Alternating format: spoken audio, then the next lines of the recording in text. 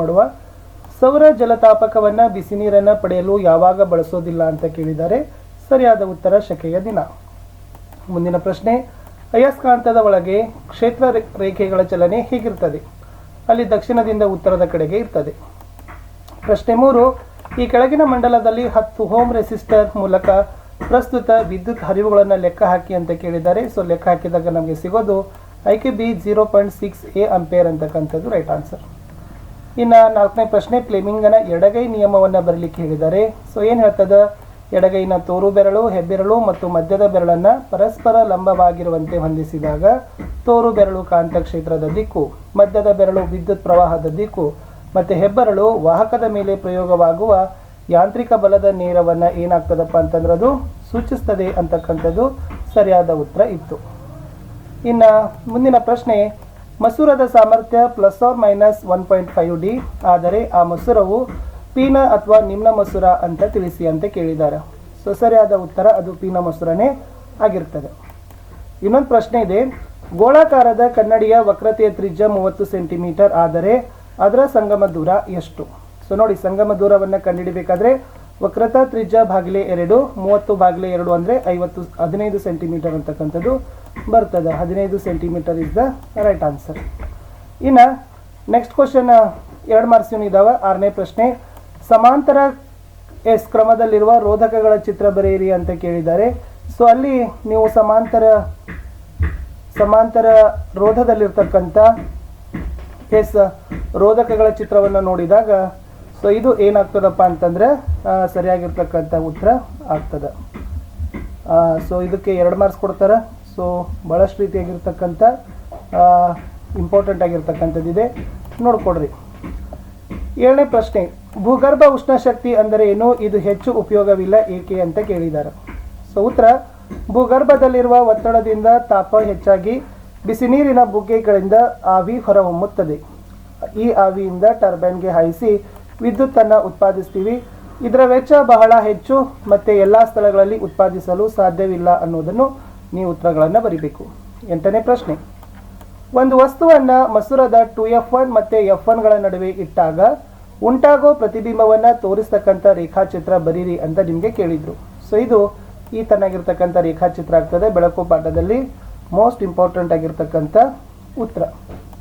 ಮುಂದಿನ ಪ್ರಶ್ನೆ 3 ಅಂಕದ್ದು, ನಿಮ್ನ ಮಸೂರದಲ್ಲಿ ಪ್ರತಿಬಿಂಬವು ಎಸ್ ಸಂಗಮ ಬಿಂದು ಮತ್ತು ವಕ್ರತಾ ಕೇಂದ್ರಗಳ ನಡುವೆ ಉಂಟಾಗಬೇಕಾದರೆ ವಸ್ತುವನ್ನು ಯಾವ ಸ್ಥಾನದಲ್ಲಿ ಇಡಬೇಕು ಅಂತ ಕೇಳಿದ್ದಾರೆ. ಅದನ್ನು ರೇಖಾಚಿತ್ರದ ಮೂಲಕನೇ ಬರೀಲಿಕ್ಕೆ ನಿಮಗೆ ಕೊಟ್ಟಿದ್ದಾರೆ. ಸೊ ಅಲ್ಲಿ ಸಿಂಪಲ್ ಆಗಿ ನೀವು ಏನು ಮಾಡಬೇಕಂದ್ರೆ ಈ ಥರದ ರೇಖಾಚಿತ್ರವನ್ನು ನೀವು ಬರಿಬೇಕಾಗ್ತದೆ. ಇನ್ನು 10ನೇ ಪ್ರಶ್ನೆಗೆ ಹೋಗೋಣ. ಒಂದು ವಿದ್ಯುತ್ ಹೀಟರ್ ವಿದ್ಯುತ್ ಮೂಲದಿಂದ 4 ಆಂಪಿಯರ್ ವಿದ್ಯುತ್ ಸೆಳೆಯುವಾಗ ಅದರ ತುದಿಗಳ ನಡುವಿನ ವಿಭವಾಂತರ 60 ವೋಲ್ಟ್ ಆಗಿದ್ದು ಸದರಿ ವಿದ್ಯುತ್ ಹೀಟರ್ನ ವಿಭವಾಂತರವನ್ನು 120 ವೋಲ್ಟರ್ಗೆ ಹೆಚ್ಚಿಸಿದಾಗ ಆ ವಿದ್ಯುತ್ ಹೀಟರ್ ಸೆಳೆಯುವ ವಿದ್ಯುತ್ ಪ್ರವಾಹ ಎಷ್ಟು ಅಂತ ಕೇಳಿದ್ದಾರೆ. ಸೊ ನೋಡಿ, ವಿಭವಾಂತರ ಕೊಟ್ಟಿದ್ದಾರೆ, ವಿದ್ಯುತ್ ಪ್ರವಾಹ ಕೊಟ್ಟಿದ್ದಾರೆ, ಓಮ್ನ ನಿಯಮವನ್ನು ಲೆಕ್ಕ ಮಾಡಬೇಕು. ಅದು ಆರ್ ಅಂತಕ್ಕಂಥದ್ದು 15 ಆಂಪಿಯರ್ ಅಂತಕ್ಕಂಥದ್ದು ಆಗ್ತದೆ. ಸೊ ಮತ್ತೆ ವಿದ್ಯುತ್ ಹೀಟರ್ನ ವಿಭವಾಂತರವನ್ನು 120 ವೋಲ್ಟ್ಗೆ ಹೆಚ್ಚಿಸಿದ್ದಾರೆ. ಓಕೆ, ಆವಾಗ ಆ ವಿದ್ಯುತ್ ಹೀಟರ್ ಸೆಳೆತಕ್ಕಂಥ ನಮಗೆ ವಿದ್ಯುತ್ ಪ್ರವಾಹ ಕಂಡುಹಿಡಿಬೇಕಾದ್ರೆ V/R ಅನ್ಬೇಕು. ಅಂದರೆ 120 voltage upon 15 ohm. So 8 ampere ಅಂತಕ್ಕಂಥದ್ದು ಉತ್ತರ ಅಲ್ಲಿ ನಮಗೆ ಬರಬೇಕಾಗ್ತದೆ. ಪ್ರಶ್ನೆ 11, ಜೌಲ್ನ ಉಷ್ಣೋತ್ಪಾದನಾ ನಿಯಮವನ್ನು ನಿರೂಪಿಸಿ ಮತ್ತು ಗಣಿತೀಯವಾಗಿ ವ್ಯಕ್ತಪಡಿಸಿ ಅಂತ ಕೇಳಿದ್ದಾರೆ. ಸೊ ವಾಹಕದಲ್ಲಿ ಸ್ಥಿರ ವಿದ್ಯುತ್ ಪ್ರವಾಹದಿಂದ ಉಂಟಾದ ಉಷ್ಣದ ಪ್ರಮಾಣ ವಿದ್ಯುತ್ ಪ್ರವಾಹದ ವರ್ಗಕ್ಕೆ, ವಿದ್ಯುತ್ ರೋಧಕ್ಕೆ, ಕಾಲಕ್ಕೆ ಇವುಗಳಿಗೆ ನೇರ ಅನುಪಾತದಲ್ಲಿ ಇರ್ತದೆ. ಅದರ ಗಣಿತೀಯ ಸೂತ್ರ H=I²RT ಅಂತಕ್ಕಂಥದ್ದು ಬರ್ತದೆ. ಬಿ ಪ್ರಶ್ನೆ, ವಿದ್ಯುತ್ ದೀಪಗಳ ತಂತುಗಳಲ್ಲಿ ಟಂಗ್ಸ್ಟನ್ ಅನ್ನು ಬಹುತೇಕವಾಗಿ ಬಳಸ್ತಾರೆ, ಕಾರಣ ಕೊಡಿ ಅಂತ ಕೇಳಿದ್ದಾರೆ. ಇಲ್ಲಿ ಟಂಗ್ಸ್ಟನ್ನ ದ್ರವಣ ಬಿಂದು 33,800 ಡಿಗ್ರಿ ಸೆಲ್ಸಿಯಸ್. ಈ ವಿದ್ಯುತ್ ರೋಧ ಹೆಚ್ಚು. ತಂತಿಯು ಬಳಸಿಕೊಂಡ ಗರಿಷ್ಠ ಶಕ್ತಿಯು ಶಾಖ ರೂಪದಲ್ಲಿದ್ದು ಸ್ವಲ್ಪ ಭಾಗ ಬೆಳಕಿನ ರೂಪದಲ್ಲಿ ಹೊರಹೊಮ್ಮುತ್ತದೆ ಅನ್ನೋದನ್ನು ಬರಿಬೇಕು. ಇನ್ನು 4 ಅಂಕದ ಪ್ರಶ್ನೆಗಳಿದ್ದಾವೆ. 12ನೇದು ನೋಡಿ, 4 ಸೆಂಟಿಮೀಟರ್ ಗಾತ್ರದ ವಸ್ತುವನ್ನು 15 ಸೆಂಟಿಮೀಟರ್ ಸಂಗಮ ದೂರವನ್ನು ಹೊಂದಿರುವ ನಿಮ್ನ ದರ್ಪಣದ ಮುಂದೆ 25 ಸೆಂಟಿಮೀಟರ್ ದೂರದಲ್ಲಿ ಇರಿಸಿದ್ದಾರೆ. ಓಕೆನಾ? ಮುಂದೆ ಏನು ಕೇಳಿದ್ದಾರೆ? ಸ್ಪಷ್ಟ ಪ್ರತಿಬಿಂಬವನ್ನು ಪಡೆಯಲು ಪರದೆಯನ್ನು ದರ್ಪಣದಿಂದ ಎಷ್ಟು ದೂರದಲ್ಲಿ ಇರಿಸಬೇಕು, ಈ ಪ್ರತಿಬಿಂಬದ ಸ್ವಭಾವ ಮತ್ತು ಗಾತ್ರವನ್ನು ನಿಮ್ಗೆ ಏನು ಮಾಡಿದ್ದಾರೆ ಲೆಕ್ಕಿಸ್ಲಿಕ್ಕೆ ಕೇಳಿದ್ದಾರೆ. ಸೊ ಇದನ್ನು ಸಿಂಪಲ್ ಆಗಿ ನೀವೇನು ಮಾಡ್ಬೋದು, ಈ ತನ್ನಾಗಿರ್ತಕ್ಕಂಥ ಲೆಕ್ಕಗಳನ್ನು ಬಿಡಿಸಿ ವಸ್ತುವಿನ ಗಾತ್ರ, ವಸ್ತುವಿನ ದೂರ, ಸಂಗಮ ದೂರ, ಪ್ರತಿಬಿಂಬದ ದೂರ ಕಂಡುಹಿಡಬೇಕು, ಪ್ರತಿಬಿಂಬದ ಗಾತ್ರವನ್ನು ಕಂಡುಹಿಡಬೇಕು. ಸೊ ಇಷ್ಟು ಏನಾಗ್ತದಪ್ಪ ಅಂತಂದ್ರದ್ದು ಲೆಕ್ಕ ಆಗ್ತದೆ. ಸ್ವಲ್ಪ ಪಾಸ್ ಮಾಡ್ಕೊಂಡು ಏನು ಮಾಡಿಪ್ಪ ಅಂತಂದರೆ ಅದರದ್ದು ಯಾವ ಥರ ಬಿಡಿಸಿದಾರೆ ಅನ್ನೋದನ್ನು ಪ್ರಾಕ್ಟೀಸ್ ಮಾಡಿ. ಈ ಥರ ಆಗಿರ್ತಕ್ಕಂಥ ಲೆಕ್ಕ ನಿಮಗೆ ಬಂದೇ ಬರ್ತದೆ. 4 ಅಂಕಕ್ಕಿದೆ.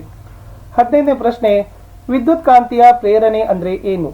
ಸುರಳಿಯ ಒಳಗೆ ಕಾಂತ ಸ್ಥಿರವಾಗಿದ್ದಾಗ ವಿದ್ಯುತ್ ಪ್ರವಾಹವನ್ನು ಉತ್ಪಾದಿಸೋದಿಲ್ಲ. ಕಾರಣವೇನು? ಕಾಂತೀಯ ಬಲರೇಖೆಗಳ ಗುಣಗಳನ್ನು ಪಟ್ಟಿ ಮಾಡಿ. ಮ್ಯಾಕ್ಸ್ ವೆಲ್ ರವರ ಬಲಗೈ ಕಾರ್ಕ್ ಸ್ಕ್ರೂ ನಿಯಮವನ್ನು ನಿರೂಪಿಸಿ. ಫ್ಲೆಮಿಂಗನ ಬಲಗೈ ನಿಯಮ ಡೈನಮೋ ನಿಯಮವನ್ನು ನಿರೂಪಿಸಿ. ಇಲ್ಲಿಂದ ಕ್ವಶನ್ಸ್ ಬಂದೇ ಬರ್ತವೆ. ಸೊ ನೀವೇನು ಮಾಡಬೇಕಾಗ್ತದಪ್ಪ ಅಂತಂದ್ರೆ ಭಾಳ ಇಂಪಾರ್ಟೆಂಟ್ ಆಗಿರ್ತಕ್ಕಂಥ ಕನ್ಸೆಪ್ಟ್ಗಳನ್ನು ಬಹೈಟ್ ಮಾಡಲೇಬೇಕು. ಇಲ್ಲಿದ್ದಾವೆ. ಸೊ ಮೊದಲನೇದು, ವಿದ್ಯುತ್ ಕಾಂತೀಯ ಪ್ರೇರಣೆ ಅಂದರೆ ಒಂದು ಸುರುಳಿಗೆ ಹೊಂದಿಕೊಂಡಿರುವ ಕಾಂತಕ್ಷೇತ್ರ ಬದಲಾದಾಗ ಆ ಸುರುಳಿಯಲ್ಲಿ ವಿದ್ಯುತ್ ಪ್ರವಾಹ ಪ್ರೇರಿತವಾಗುವ ವಿದ್ಯುತ್ ಪ್ರವಾಹವೇ ವಿದ್ಯುತ್ ಕಾಂತೀಯ ಪ್ರೇರಣೆ. ಈ ಸುರುಳಿ ಮತ್ತು ಕಾಂತದ ನಡುವೆ ಸಾಪೇಕ್ಷ ಚಲನೆ ಇಲ್ಲದೇ ಇರೋದ್ರಿಂದ ಮಂಡಲಕ್ಕೆ ಹೊಂದಿಕೊಂಡ ಕಾಂತಕ್ಷೇತ್ರ ಬದಲಾಗುವುದಿಲ್ಲ. ಇನ್ನು ಕಾಂತೀಯ ಬಲರೇಖೆಗಳ 3 ಗುಣಗಳು. ಸೊ ಒಂದೇದು ಏನಾಗ್ತದಪ್ಪ ಅಂತಂದ್ರೆ ಫಸ್ಟ್ ಆಗಿರ್ತಕ್ಕಂಥದ್ದು ನೀವು ಆವೃತ್ತ ಜಾಲಗಳಂತ ಬರೀಬೇಕು. ಎರಡನೇದು, ಕಾಂತಕ್ಷೇತ್ರ ಹೆಚ್ಚಾಗಿರುವ ಕಡೆ ಕಾಂತೀಯ ಬಲರೇಖೆಗಳು ದಟ್ಟವಾಗಿರ್ತವೆ, ಕಡಿಮೆ ಇರುವ ಕಡೆಗೆ ವಿರಳವಾಗಿರ್ತವೆ. ನೆಕ್ಸ್ಟ್, ಇವು ಒಂದೊಂದೊಂದ ಛೇದಿಸೋದಿಲ್ಲ ಅಂತ ಬರಿಬೇಕು. ಇನ್ನು ಮ್ಯಾಕ್ಸ್ ವೆಲ್ ರವರ ಬಲಗೈ ಕಾರ್ಕ್ ಸ್ಕ್ರೂ ನಿಯಮ ಬರಲಿಕ್ಕೆ ಹೇಳಿದ್ದಾರೆ. ಏನು ಹೇಳ್ತದಂದ್ರೆ, ಬಲಗೈಯಲ್ಲಿ ವಿದ್ಯುತ್ ಪ್ರವಹಿಸುತ್ತಿರುವ ವಾಹಕವನ್ನು ಹಿಡಿದುಕೊಂಡಿರುವಂತೆ ಭಾವಿಸಿಕೊಂಡರೆ ಹೆಬ್ಬೆರಳು ವಿದ್ಯುತ್ ಪ್ರವಾಹದ ದಿಕ್ಕನ್ನು ಸೂಚಿಸುತ್ತದೆ, ಉಳಿದ ಬೆರಳುಗಳು ಕಾಂತಕ್ಷೇತ್ರದ ದಿಕ್ಕಿನಲ್ಲಿ ಮಡಚಿಕೊಂಡಿರ್ತವೆ. ಇನ್ನು ಫ್ಲೆಮಿಂಗನ ಬಲಗೈ ನಿಯಮ, ಅದನ್ನು ಡೈನಮೋ ನಿಯಮ ಅಂತಲೂ ಕೂಡ ಕರಿತೀರಿ. ಇಲ್ಲಿ ಬಲಗೈನ ಮೊದಲ 3 ಬೆರಳುಗಳನ್ನು ಪರಸ್ಪರ ಲಂಬವಾಗಿರುವಂತೆ ಹೊಂದಿಸಿದಾಗ ತೋರು ಬೆರಳು ಕಾಂತಕ್ಷೇತ್ರದ ದಿಕ್ಕು ಮತ್ತು ಹೆಬ್ಬೆರಳು ವಾಹಕದ ದಿಕ್ಕನ್ನು ಸೂಚಿಸ್ತದೆ. ಆಗ ಮಧ್ಯದ ಬೆರಳು ಪ್ರೇರಿತ ಪ್ರವಾಹದ ದಿಕ್ಕನ್ನು ಸೂಚಿಸ್ತದೆ ಅಂತ ಬರೀಬೇಕು. ಇಷ್ಟು ಫಿಸಿಕ್ಸಲ್ಲಿ ಕೇಳಿರ್ತಕ್ಕಂಥ ಇಂಪಾರ್ಟೆಂಟ್ ಆಗಿರ್ತಕ್ಕಂಥ ಪ್ರಶ್ನೆಗಳಿಗೆ ಉತ್ತರ ಇತ್ತು. ಇನ್ನು ಕೆಮಿಸ್ಟ್ರಿಗೆ ನೋಡಿ, Fe2O3 + 2Al Al2O3 2Fe ಇದು ಯಾವ ಕ್ರಿಯೆಗೆ ಉದಾಹರಣೆ ಕೇಳಿದ್ದಾರೆ? ಇದು ಸ್ಥಾನ ಪಲ್ಲಟ ಕ್ರಿಯೆಗೆ ಉದಾಹರಣೆ ಆಗ್ತದೆ. ಮುಂದಿನ ಪ್ರಶ್ನೆ, ಒಂದು ಸೋಪ್ ಅಣುವಿನಲ್ಲಿ ಏನೇನು ಇರ್ತದೆ ಅಂತ ನಿಮಗೆ ಕೇಳಿದ್ರು. ಸೊ ಸೋಪ್ ಅಣುವಿನಲ್ಲಿ ಇರ್ತಕ್ಕಂಥದ್ದು ಜಲಾಕರ್ಷಕ ಹೆಡ್ ಮತ್ತು ಜಲ ವಿಕರ್ಷಕ ಬಾಲ ಅಂತಕ್ಕಂಥದ್ದು ರೈಟ್ ಆನ್ಸರ್. ಇನ್ನು 16, ಆಧುನಿಕ ಆವರ್ತಕ ಕೋಷ್ಟಕದಲ್ಲಿ ಒಂದು ಆವರ್ತದ ಎಡದಿಂದ ಬಲಕ್ಕೆ ಸಾಗಿದಂತೆ ಧಾತುಗಳ ಪರಮಾಣು ಗಾತ್ರ ಹೇಗಿರ್ತದೆ ಅಂತ ಕೇಳಿದ್ರು. ಸೂತ್ರ ಕಡಿಮೆ ಆಗ್ತದೆ ಅನ್ನೋದನ್ನು ನೀವು ಬರಿಬೇಕಿತ್ತು. ಇನ್ನು ಮುಂದೆ ಹೋಗುವ ಮುಂದಿನ ಪ್ರಶ್ನೆ ಇತ್ತು, ರಾಸಾಯನಿಕ ಸಮೀಕರಣಗಳನ್ನು ಏಕೆ ಸರಿದೂಗಿಸಬೇಕು ಅಂತ ಪ್ರಶ್ನೆ ಇದೆ. ಉತ್ತರ, ರಾಸಾಯನಿಕ ಕ್ರಿಯೆಯಲ್ಲಿ ರಾಶಿಯನ್ನು ಸೃಷ್ಟಿಸೋದಾಗಲಿ ಲಯಗೊಳಿಸೋದಾಗಲಿ ಸಾಧ್ಯವಿಲ್ಲ. ಆದ್ದರಿಂದ ರಾಸಾಯನಿಕ ಕ್ರಿಯೆಯ ಉತ್ಪನ್ನಗಳಲ್ಲಿರುವ ಧಾತುಗಳ ಒಟ್ಟು ರಾಶಿಯು ಪ್ರತಿವರ್ತಕದಲ್ಲಿರುವ ಧಾತುಗಳ ಒಟ್ಟು ರಾಶಿಗೆ ಸಮ ಆಗಿರಬೇಕು. ಆದ್ದರಿಂದ ನಾವು ಕಚ್ಚಾ ರಾಸಾಯನಿಕ ಸಮೀಕರಣಗಳನ್ನು ಸರಿದೂಗಿಸುವ ಅವಶ್ಯಕತೆ ಇದೆ ಅಂತ ಬರೀರಿ. ಇನ್ನು 18, ಅಡುಗೆ ಅನಿಲ ಉರಿಯುವಾಗ ಕೆಲವೊಮ್ಮೆ ಹಳದಿ ಜ್ವಾಲೆ ಉಂಟಾಗ್ತದೆ ಏಕೆ?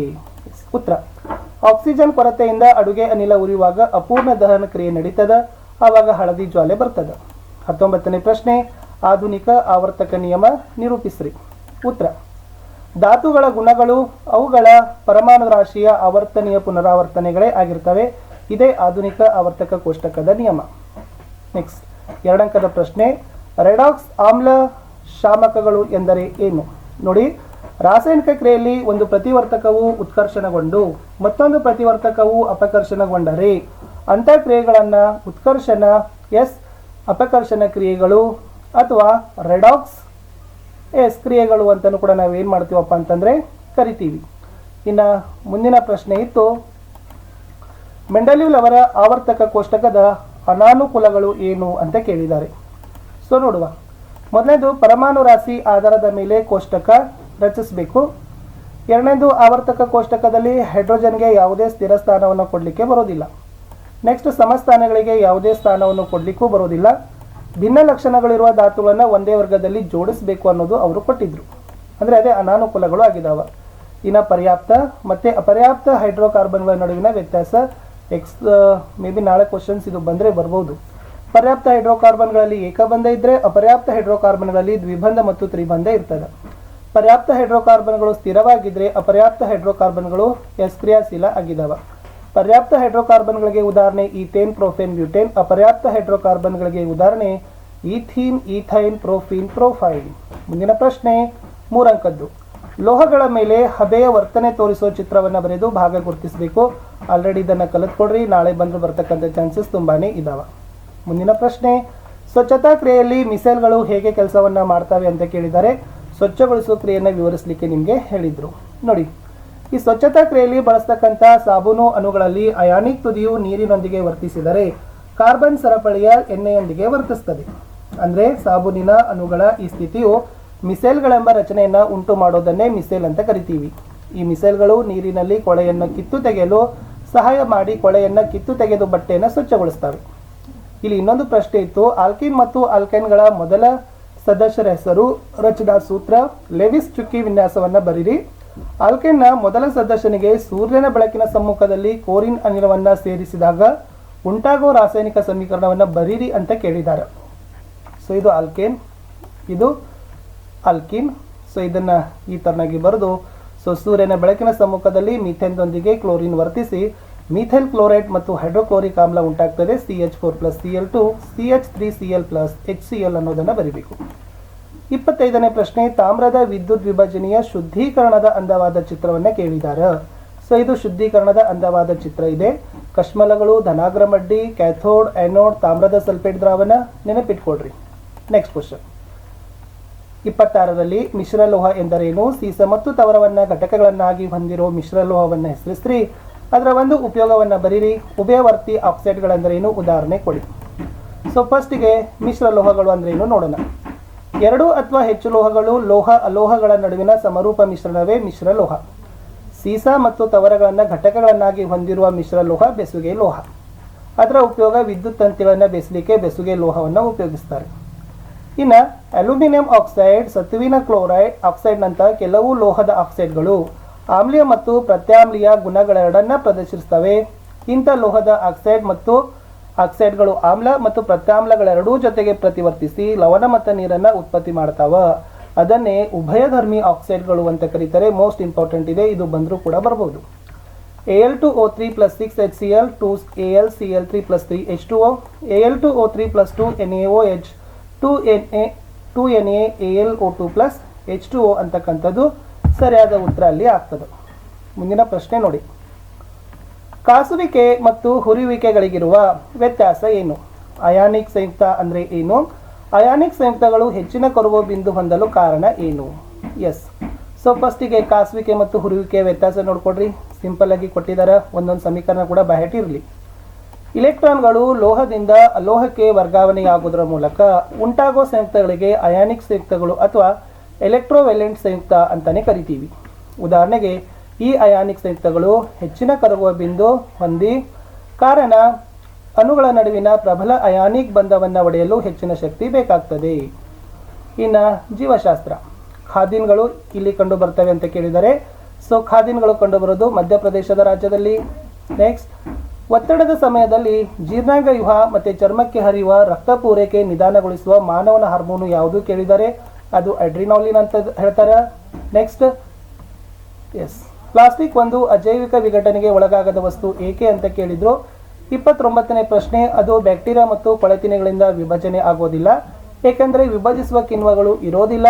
ಅದು ಪರಿಸರದಲ್ಲಿ ದೀರ್ಘಕಾಲವಿದ್ದು ಮಾಲಿನ್ಯವನ್ನು ಕೊಡುತ್ತದೆ ಪ್ಲಾಸ್ಟಿಕ್. 30, ಪರಿಸರವನ್ನು ಸಂರಕ್ಷಣೆ ಮಾಡಲಿರುವ 5R ಉಪಾಯಗಳು ಯಾವುವು? 5Rಗಳು ಕೇಳಿದರೆ ನೋಡಿ. ನಿರಾಕರಣೆ, ಮಿತ ಬಳಕೆ, ಮರುಬಳಕೆ, ಮರು ಉದ್ದೇಶ ಮತ್ತು ಮರುಚಕ್ರೀಕರಣ ಅಂತ ಬರೀರಿ. ದೊಡ್ಡ ಅಣೆಕಟ್ಟುಗಳ ನಿರ್ಮಾಣದಿಂದ ಆಗೋ ಯಾವುದಾದರೂ 2 ಸಮಸ್ಯೆಗಳನ್ನು ಬರಲಿಕ್ಕೆ ಕೇಳಿದ್ದಾರೆ. ಅಲ್ಲಿ ಮುಳುಗಡೆಯಾದ ಪ್ರದೇಶಗಳ ಜನರಿಗೆ ಪುನರ್ವಸತಿ ಕಲ್ಪಿಸೋದು, ಹಿನ್ನೀರಿನ ಕಾಡುಗಳ ನಾಶ ಮತ್ತು ಜೀವ ವೈವಿಧ್ಯತೆ ನಾಶವಾಗುವುದು ಅನ್ನೋದು ಸರಿಯಾದ ಉತ್ತರ ಅಲ್ಲಿ ಆಗ್ತದೆ. ಇನ್ನು ಮುಂದೆ 2 ಅಂಕದ ಪ್ರಶ್ನೆಯಲ್ಲಿ ಸ್ಥಳೀಯ ಪರಿಸರ ಪ್ರೇಮಿಗಳು ಅರಣ್ಯ ಸಂರಕ್ಷಣೆಯಲ್ಲಿ ಪಾಲ್ಗೊಂಡಿರುವುದಕ್ಕೆ ಉದಾಹರಣೆಗಳನ್ನು ಕೊಡಿ. ಸೊ ಇಲ್ಲಿ ನಾವು ಭಾಳಷ್ಟು ಹೇಳ್ಬೋದು. ರಾಜಸ್ಥಾನ ರಾಜ್ಯದಲ್ಲಿ ಬಿಷ್ಣೋಯ್ ಸಮುದಾಯ, ಮೇಧಾ ಫಾಟ್ಕರ್ ಅವರು ನರ್ಮದಾ ಬಚಾವ್ ಆಂದೋಲನ, ಮರಗಳನ್ನು ಪೋಷಿಸುವಲ್ಲಿ ಸಾಲು ಮರದ ತಿಮ್ಮಕ್ಕ, ಸುಂದರ್ಲಾಲ್ ಬಹುಗುನ್ ಅವರು ಚಿಪ್ಕೋ ಚಳವಳಿಯ ನಾಯಕರು ಆಗಿದ್ದರು. ಮುಂದಿನ ಪ್ರಶ್ನೆ, ಮನುಷ್ಯರ ಮೂತ್ರಜನಕಾಂಗವು ಹೊರಹಾಕುವ ಅತ್ಯಂತ ಪ್ರಮುಖ ವಿಷಕಾರಿ ತ್ಯಾಜ್ಯ ಯಾವುದು? ಮೂತ್ರಪಿಂಡ ವಿಫಲವಾದಾಗ ರಕ್ತದಲ್ಲಿರುವ ತ್ಯಾಜ್ಯ ವಸ್ತುಗಳನ್ನು ಶೋಧಿಸಲು ಬಳಸುವ ಪ್ರಕ್ರಿಯೆ ಯಾವುದು? First answer urea, second answer dialysis. Next question 3 ಅಂಕಕ್ಕೆ 34A. ಗರ್ಭ ನಿರೋಧಕ ವಿಧಾನಗಳಲ್ಲಿ ಸಂತಾನೋತ್ಪತ್ತಿ ವ್ಯೂಹದಲ್ಲಿ ತಡೆಯನ್ನು ನಿರ್ಮಿಸಲು ಶಸ್ತ್ರಚಿಕಿತ್ಸಾ ವಿಧಾನಗಳನ್ನು ಬಳಸಬಹುದು. ಗಂಡು ಹೆಣ್ಣಿನಲ್ಲಿ ಯಾವ ತಡೆಯನ್ನು ನಿರ್ಮಿಸ್ತಾರೆ ಅಂತ ಕೇಳಿದ್ದಾರೆ. ಸೊ ಸ್ವಲ್ಪ ಅದನ್ನು ನೋಡ್ಕೊಡ್ರಿ, ಇಲ್ಲಿ ಉತ್ತರ ಇದೆ. ಸೊ ನೆಕ್ಸ್ಟ್ ಅಲ್ಲಿ ಗರ್ಭ ನಿರೋಧಕ ಉಪಕರಣ ಬಳಸಲು 2 ಕಾರಣಗಳನ್ನು ಕೇಳಿದ್ದಾರೆ. ಸೊ ಇಲ್ಲಿ ಕಾರಣಗಳನ್ನು ಕೊಟ್ಟಿದ್ದಾರೆ. ಇನ್ನು 35ರಲ್ಲಿ ಮಾನವನ ಹೃದಯದ ಚಿತ್ರ ಕೇಳಿದ್ದಾರೆ. ಸೊ ಆಲ್ರೆಡಿ 35ನೇ ಪ್ರಶ್ನೆ ಉತ್ತರ ಮಾನವನ ಹೃದಯದ ಚಿತ್ರ ಇದೆ, ಇದು ಕೂಡ ನೆನಪಿರಲಿ. ಪಳೆಯುಳಿಕೆ ಅಧ್ಯಯನದ 2 ವಿಧಾನಗಳನ್ನು ಕೇಳಿದ್ದಾರೆ 36Aದಲ್ಲಿ. ಸೊ ಸಾಪೇಕ್ಷ ವಿಧಾನ ಬರ್ತದೆ, ಆಮೇಲೆ ಕಾಲ ನಿರ್ಣಯ ಮಾಡುವ ವಿಧಾನ ಬರ್ತದೆ. ನೆಕ್ಸ್ಟ್ ಗಳಿಸಿದ ಗುಣ ಮತ್ತು ಅನುವಂಶೀಯ ಗುಣಗಳ ನಡುವಿನ ವ್ಯತ್ಯಾಸ ಕೇಳಿದ್ದಾರೆ. ಸೊ ಇದು ಗಳಿಸಿದ ಗುಣಗಳಿದ್ದಾವೆ, ಅನುವಂಶೀಯ ಗುಣಗಳ ನಡುವಿನ ವ್ಯತ್ಯಾಸ ಇದೆ. ಪಾಸ್ ಮಾಡಿ ಬರ್ಕೊಡ್ರಿ. ನೆಕ್ಸ್ಟ್ ಮೆಂಡಲ್ ರವರ ಪ್ರಯೋಗ ಕೇಳಿದ್ದಾರೆ, ಫ್ಲೂನೆಟ್ ಬೋರ್ಡನ್ನು ಬರಲಿಕ್ಕೆ ಹೇಳಿದ್ದಾರೆ. ಸೊ ಇದು 37ನೇ ಪ್ರಶ್ನೆ ಉತ್ತರ ಫ್ಲೂನೆಟ್ ಬೋರ್ಡ್ ಬಗ್ಗೆ ಆಗಿತ್ತು. ವೆರಿ ಇಂಪಾರ್ಟೆಂಟ್ ಇದೆ, ಇದು ಬಂದೇ ಬರ್ತಕ್ಕಂಥ ಚಾನ್ಸಸ್ ಭಾಳ ಇದೆ. ಮಧುಮೇಹದ ಕೆಲವು ರೋಗಗಳಿಗೆ ಇನ್ಸುಲಿನ್ ಚುಚ್ಚುಮದ್ದನ್ನು ನೀಡುವ ಮೂಲಕ ಏಕೆ ಚಿಕಿತ್ಸೆ ಮಾಡ್ತಾರೆ ಅಂತ ಕೇಳಿದ್ದಾರೆ. ಸಕ್ಕರೆಯ ಮಟ್ಟ ನಿಯಂತ್ರಣ ಅಂತ ಬರೀರಿ. ನೆಕ್ಸ್ಟ್ ಅಯೋಡಿನ್ ಕೊರತೆಯಿಂದ ಬಳಲುತ್ತಿದ್ದರೆ ಏನು ಮಾಡಬೇಕು ಅಂತ ಕೇಳಿದ್ದಾರೆ. ಸೊ ನಾವೇನು ಮಾಡಬೇಕಪ್ಪ ಅಂದ್ರೆ ಗಳಗಂಡ ರೋಗ ಬರ್ತದೆ. ಸೊ